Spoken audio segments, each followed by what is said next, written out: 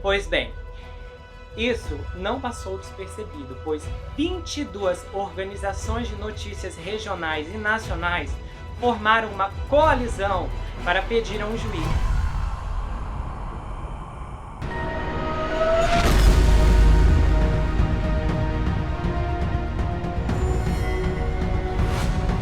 Ei pessoal, bem-vindos a esse canal, eu sou Gustavo Negreiro, seu psicanalista favorito, e hoje estamos em mais um episódio da saga investigativa, os 4 de Idaho. São mais de 20 episódios narrando essa investigação, trazendo detalhes exclusivos, muita informação, e hoje teremos mais uma análise muito importante também. Se você quiser encontrar os episódios anteriores, você acha a playlist na página inicial, Saga os 4 de Idaho, você encontra tudo em ordem cronológica. E também eu quero agradecer a Ana, que o sobrenome eu acredito que se pronuncia Capenha, fez uma contribuição pelo Valeu Demais, e eu agradeço muito a gentileza, o carinho, a generosidade, e eu agradeço muito a gentileza de estar pensando no melhor para o canal. Desejo que você possa ser retribuído de uma forma muito abundante. Também quero te avisar que eu lancei um caso bombástico esses dias, que foi o caso da mãe que reconheceu sua bebê sequestrada vários anos depois, em uma festa de aniversário. É um caso bombástico, porque todos achavam que essa bebê havia falecido. Essa história tem uma reviravolta exclusiva, e eu vou deixar um link fixado aqui no primeiro comentário.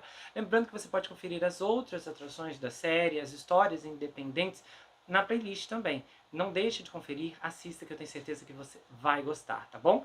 E nós vamos começar esse caso agora. Agentes do FBI entrevistaram a paixão do ensino médio do Brian, na esperança de juntar as peças da psique do rapaz. Kim Kennedy, de 27 anos, entrou em contato com a agência logo após saber que seu ex-colega de classe havia sido preso. Segundo o que foi dito, Brian era gordinho e desajeitado e se tornaria implacável em sua busca, deixando repetidamente cartas de amor em seu armário e dizendo que gostava dela. Ao que parece, ele sempre dizia: "Oh, Kim, eu te acho muito bonita."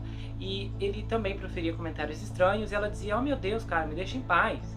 Os dois eram alunos da 6ª série da Pleasant Valley, uma escola na Pensilvânia, e quando ele desenvolveu essa paixão, ele começou a perseguir romanticamente a garota que viria a ser uma líder de torcida do ensino médio. A mãe dela, Sandra, confirmou que a garota disse tudo que sabia ao FBI, e que isso, inclusive, foi há tanto tempo que quando a Kim contou a ela, ela até pensou: nossa, mas o que você vai ter para dizer? Mas agora que a filha relembrou à mãe alguns fatos, a mãe disse que a garota simplesmente não dava a mínima para ele. E ela fez um comentário assim: olha, quando eles são menores, às vezes os menores são maus. E eles não dizem: oh meu Deus, obrigada, mas não. Mas a Kim disse para ele dar o fora, e isso acabou partindo do seu coração. Na época, a Kim morava em Siosta, no leste rural da Pensilvânia, 90 milhas ao norte da Filadélfia e a 30 minutos de carro da casa do Brian. Desde então, ela deixou a área e vive em Charlotte, na Carolina do Norte, onde trabalha como terapeuta ocupacional em uma casa de repouso. Aí tem uma informação também de um depoimento do taxista que pegou a Kaylee e a Madison naquela noite. Esse depoimento já tem um tempo, e acabou que aconteceu tanta coisa que ninguém levou pra frente. E eu já pretendia trazer esse depoimento, mas não sobrava espaço nos outros vídeos. E hoje eu achei interessante contar um pouco pra vocês a perspectiva do taxista. Ele deu o seu depoimento sob a condição de anonimato ao Daily Mail, e ele provavelmente foi a última pessoa externa fora da casa a ver a Kaylee e a Madison com vida. E ele disse que isso pesou muito nele, que ele repassou aquela noite na cabeça 1 milhão de vezes, tentando pensar se havia algum sinal ou algum detalhe de que algo estava errado, mas que ele chegou à conclusão que não havia nada. Ele disse que conhecia a Kaylee, a Madison, a Zana, que elas ocasionalmente pegavam carona para casa, e que, como todas as outras noites, não havia nada fora do comum aquela noite. As meninas estavam super animadas, elas queriam ir para casa comer macarrão com queijo, e elas conversaram normalmente, como também em qualquer outro dia. Ele disse que elas não estavam chateadas com nada e também não estavam falando sobre ninguém. De acordo com o motorista, às vezes as meninas falavam sobre os meninos, mas naquela noite elas só estavam animadas com a comida. Então ele não percebeu nenhuma apreensão, nenhum sentimento estranho ali, nenhum aborrecimento, não havia nervosismo, e simplesmente elas não estavam com medo de ninguém. Não havia ninguém seguindo nenhuma, nem a outra. E ele disse que não havia absolutamente nada naquele passeio que fosse diferente ou anormal. Elas eram apenas garotas típicas de irmandades, que conversavam e na metade do tempo não prestavam muita atenção em quem estava dirigindo. Ele falou, eu meio que estava fazendo só o meu trabalho. Aí o motorista disse que não parou na porta da casa das meninas. Ele parou na rua da frente, porque ele estacionou na frente da garagem delas, ele não entrou no estacionamento. Normalmente ele diz que tenta não fazer isso porque é uma maneira muito fácil de ser roubado. Então ele tenta ficar em posições onde pode ir em qualquer direção, na hipótese de que tenha que fugir, algo que nunca aconteceu, mas ele é alguém que se prepara. E ele falou que naquela noite, quando chegou ali, da mesma forma não sentiu nada, não viu nenhuma ameaça, nada errado. Ele diz que, inclusive, nem observou as meninas entrarem, porque o lugar era relativamente seguro. Então, não é algo que ele já fazia antes de ficar sentado, assistindo e observando. Ele disse, às vezes, eu absolutamente intervenho. Eu falo para um dos garotos, olha, você precisa de ajuda. Ele diz que inclusive já levou vários a fazer lavagem estomacal, se achasse necessário, porque ele falou, essa é uma cidade universitária. Esses jovens estão apenas tentando viver suas vidas e nós, motoristas, estamos tentando cuidar deles. Então eles não precisam ser caçados.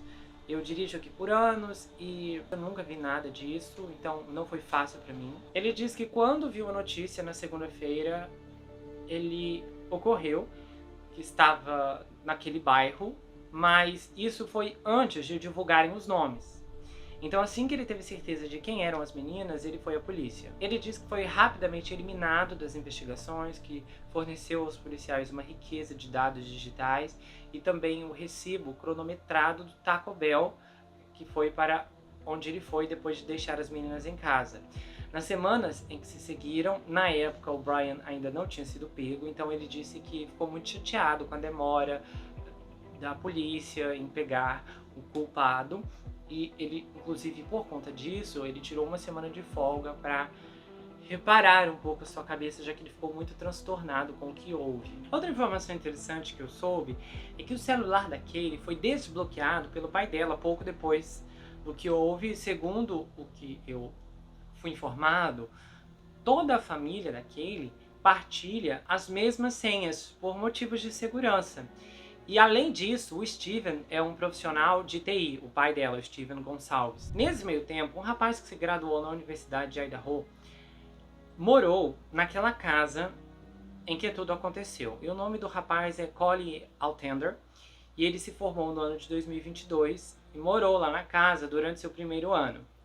E ele disse que a casa era uma casa velha e definitivamente barulhenta.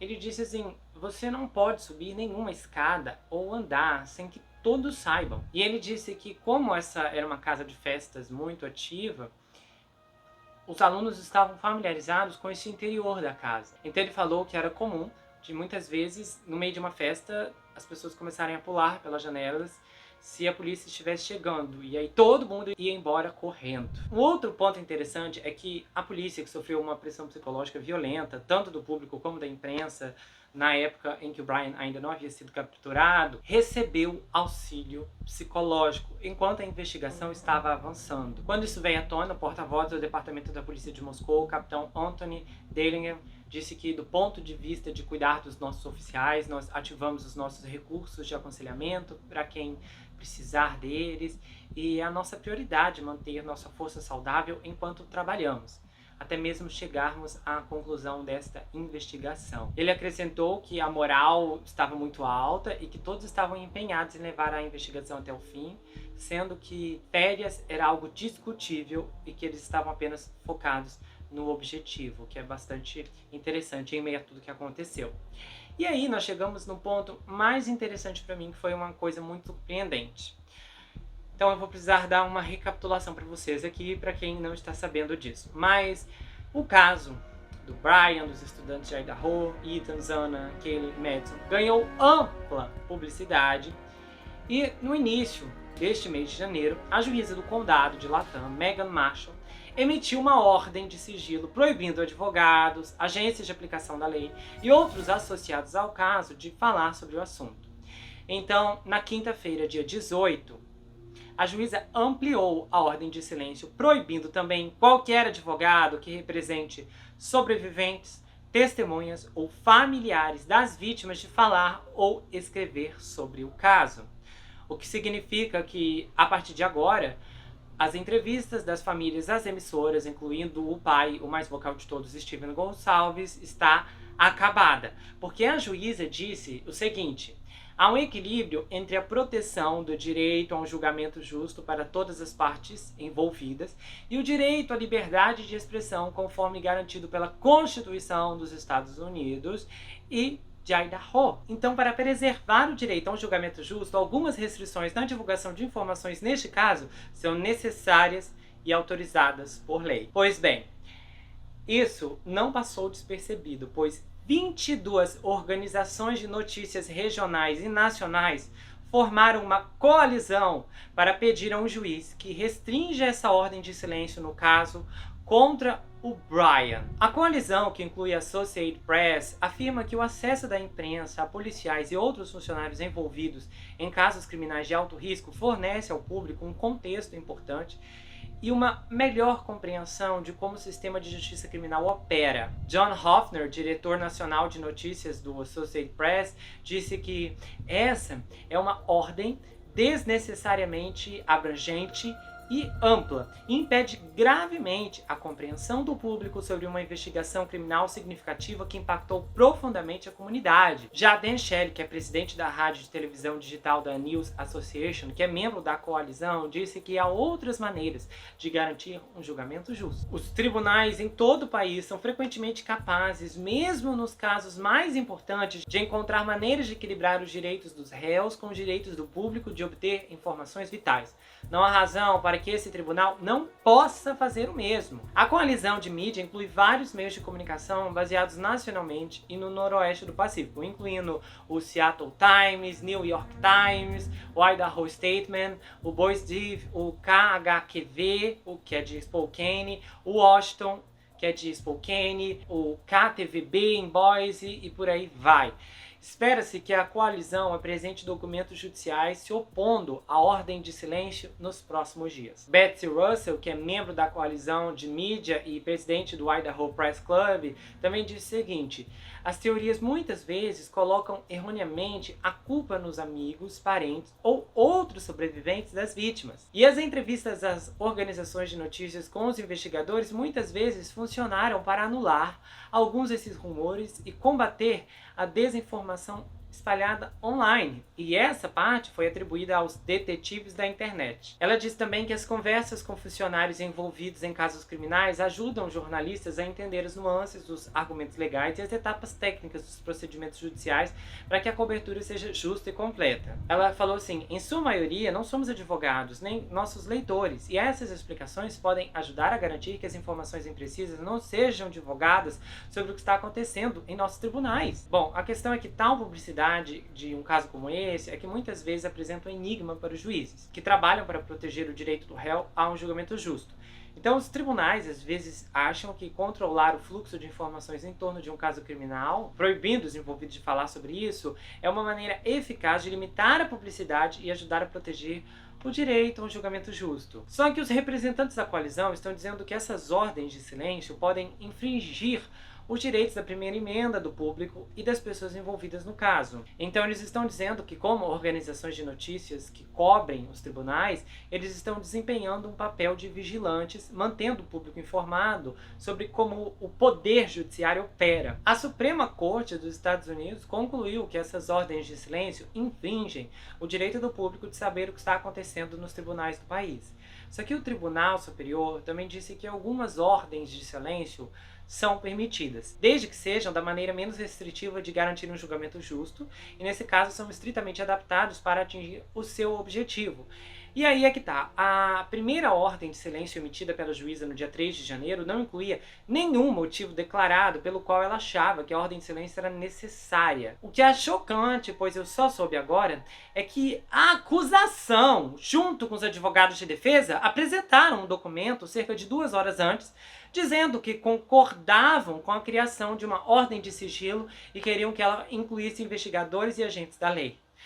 A advogada do Brian, a Annie Taylor, e o promotor do condado, Bill Thompson, escreveram o seguinte: este tribunal tem o dever constitucional e a autoridade inerente de minimizar os efeitos da publicidade pré-julgamento prejudicial e garantir a administração eficaz da justiça. Só que, no entanto, a ordem de silêncio alterada na quinta-feira, como eu disse antes, a juíza expandia a proibição, acrescentando que quaisquer advogados que representem testemunhas, vítimas ou familiares das vítimas falem qualquer coisa. Então, essa ordem alterada também proíbe qualquer declaração que não seja uma citação direta de documentos judiciais e menciona especificamente vários tipos de declarações especificamente proibidas, incluindo qualquer opinião sobre o mérito do caso ou reivindicação ou defesa de uma parte, e quaisquer declarações sobre provas, no caso, ocorrências ou transações envolvidas no caso. Agora esperar para ver como isso vai se desenrolar. Eu já vou dar a minha opinião, porque na verdade esse não é o único processo pendente, porque, para quem não está sabendo, a personalidade da rede vizinha Ashley Garland acusou Rebecca Schofield, professora associada e chefe do departamento de História da faculdade de Idaho, de perpetrar os homicídios dos 4 estudantes. Nisso, um processo foi aberto, ainda em dezembro, e apontou vários vídeos postados na plataforma que tentavam vincular a professora ao crime. A advogada da Rebecca, Wendy Olson, disse que as declarações feitas sobre a professora eram totalmente falsas, puras e simples. Ela colocou assim também: o que é pior é que essas declarações falsas criam problemas de segurança para a professora e sua família. Aí, isso do processo veio à tona em uma quarta-feira. A Ashley postou um vídeo na sexta-feira respondendo ao processo e dizendo: eu não vou parar. E eu questiono por que a professora precisa de 3 advogados para me processar se ela é tão inocente assim. A Ashley começou a postar vídeos culpando a professora no dia 24 de novembro. Ela afirmou que a professora tinha um caso com a Kaylee Gonçalves. E aí a professora contratou um ceifador de aluguel e mandou eliminar os 4 alunos. A Rebecca Schofield começou a trabalhar na universidade no ano de 2016 e assumiu o cargo como chefe de departamento em 2021. No processo, afirma-se que a Rebecca estava em Portland visitando amigos na época do crime e nunca ensinou ou conheceu qualquer uma das vítimas. Mas você está se perguntando agora como essa vidente psíquica chegou a esta professora. Bom, ao que parece, a Andrea tirou uma carta de tarô e essa carta era de história. Aí ela procurou quem ensinava história na universidade e esbarrou na professora Schofield, que é presidente do departamento de história. Bom, é interessante que a vidente viu tudo isso, mas não viu esse processo chegando. E eu me pergunto quantas leituras psíquicas ela terá que fazer para sair do abismo financeiro em que ela se jogou.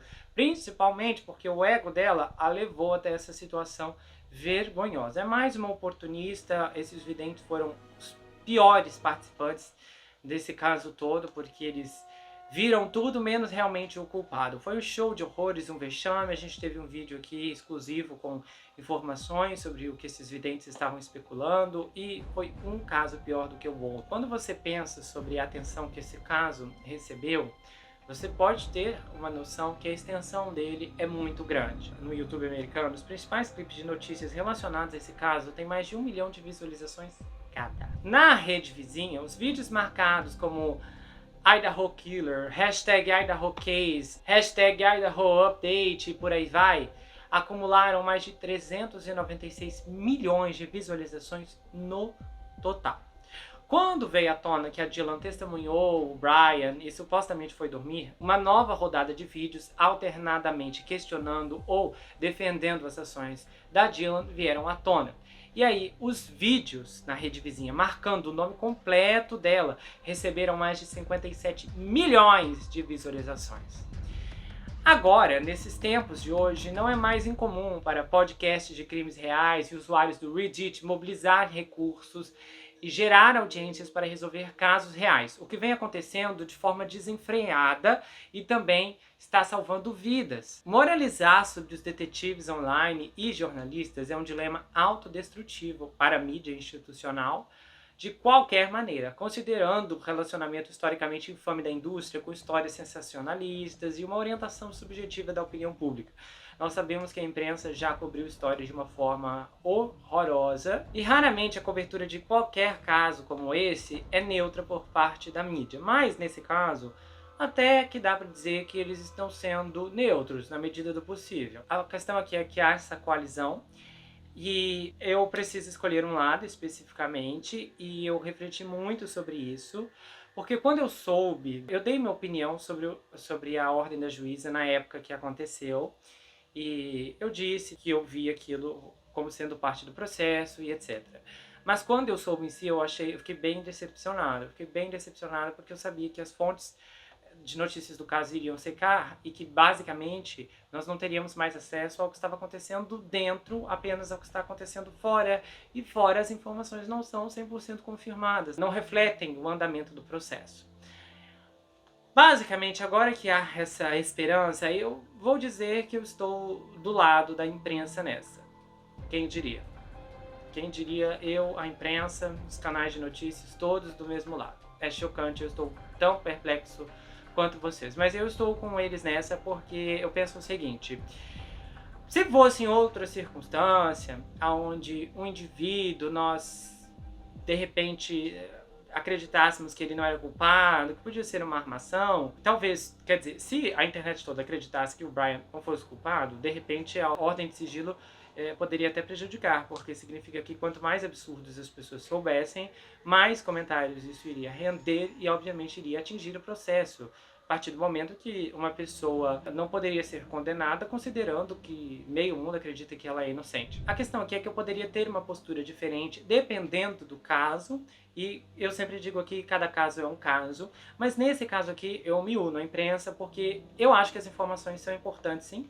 Considerando que o Brian é culpado, claro, ainda não pela lei, mas assim, aos olhos das evidências disponíveis, ele é claramente culpado, ele nunca mostrou um pingo de, sabe, não sou culpado. Tudo que ele faz até agora, suas aparições no tribunal, só reforçam que ele é culpado. Total ausência de remorso, de vida, de tudo. E é claro, assim, os sinais aqui são muito grandes, as investigações conseguiram trazer, claro, a gente não tem uma fita de segurança mostrando ele ceifando todo mundo, mas nós temos aqui pistas muito fortes que indicam um culpado. Claro, não é uma situação onde talvez possa haver uma explicação ou outra, os horários, as pegadas, as digitais, o carro dele passando, ele dando uma despertinho quando foi parado pelas autoridades. Então assim, amigo, né, já era. Olhando por esse lado, onde as evidências aqui são muito claras, eu realmente acho que é importante o público continuar sabendo, considerando que esse caso mexeu com muita gente e mexe com muitas pessoas. E também eu achei meio exagerado a juíza proibir os pais de darem entrevistas assim, juíza, vai com calma. Então, realmente, eu não estava esperando por essa e eu acho que realmente é uma boa atitude. Agora, considerando que esse caso do Brian pode elucidar fatores importantes aqui, como a questão do bullying, a questão da solidão, talvez fazer com que os ambientes possam ter um olhar diferente para pessoas que estão vivenciando isso agora e até mesmo fazer alguma coisa para impedir que alguém como o Brian se torne um monstro lá na frente. Óbvio que nem tudo depende disso, mas contribui. E o que depender dessa contribuição é sempre importante, porque nós estamos falando de salvar vidas. Se o Brian tivesse sido tratado diferente de como foi, se algumas coisas tivessem acontecido de uma forma e não de como tudo aconteceu, as meninas ainda estariam aqui, com certeza. E se não estivessem, pelo menos poderíamos confirmar que nada realmente poderia ter evitado o que aconteceu. Mas quando se fala de um contexto de prevenção, isso é sempre importante, porque a prevenção, ela tem o objetivo de impedir que algo assim aconteça lá na frente e de cuidar. Nós estamos falando aqui de um garoto que tinha uma vida toda pela frente, um futuro brilhante, PhD, e agora termina dessa maneira. E isso não é o pior. Não é o pior como a vida dele termina. O pior é como a vida daqueles 4 garotos terminaram. Isso que é triste. Essa é a maior perda aqui, porque ele agora perdido é irrelevante por causa da dor que ele causou. Então essas questões são suficientes para enviar uma mensagem direta ao público principalmente as pessoas que passaram pelo caminho do Brian e que pisaram na bola com ele. Então, obviamente, talvez a consciência dessas pessoas pese um pouco, ou está pesando, para que reflitam sobre suas próprias ações no passado. Eu sei que muita gente, quando é nova, quando é jovem, é imatura, é egoísta, faz bullying e etc. Mas é necessário que haja uma conscientização maior sobre o bullying, e eu acho que muita coisa precisa partir dos pais. Os pais precisam dizer para os filhos que eles não podem maltratar outros na escola, outras pessoas que eles não gostam, porque simplesmente isso acontece e às vezes os pais não têm a menor ideia de que seu filho está aterrorizando outro pequeno lá na escola. E isso é muito triste, porque as consequências do bullying são sempre graves. E dependendo do bullying, tudo fica pior, considerando que às vezes aquele indivíduo que está sofrendo bullying não tem apenas o bullying, mas ele tem toda uma situação terrível em casa, condições financeiras ruins e por aí vai. Então, você já pensou em um indivíduo que de repente sofre em casa e aí depois ele sofre na escola também? Que tipo de perspectiva que vai restar para ele na vida? Eu sei que é o que eu já disse anteriormente, isso não justifica ninguém a tomar uma ação como essa e tal, mas a questão aqui escapa de uma gravidade dessa. Porque, felizmente, muitas pessoas não vão tirar a vida de outras pessoas, mas, infelizmente, vão destruir suas próprias, não vão conseguir se envolver, não vão conseguir ter um relacionamento saudável, vão fazer escolhas ruins na vida, vão se tornar viciadas e por aí vai. Essa complexidade toda abre um leque de pontos que precisam ser observados do que realmente tem sido construído emocionalmente dentro das escolas. Será que todas as escolas hoje são um ambiente saudável para todos os alunos? Porque muitas vezes os mais fortes ficam bem e os mais fracos que caem. Uma coisa que eu acho que deveria ser proibido é essas atividades de fraternidades, de pegadinha, eu esqueci agora o nome, trote, eu acho que é trote, que as fraternidades fazem, principalmente fraternidades masculinas, que fazem trotes com calouros, pessoas que entraram agora, e isso constantemente, semana após semana eu vejo notícias, eu acho isso tão triste, de fotos de garotos que às vezes vão fazer esses trotes e acabam perdendo uma vida. Recentemente eu tinha visto um caso que o garoto não perdeu a vida, mas ele ficou paralisado em uma cadeira de rodas, cego de um olho.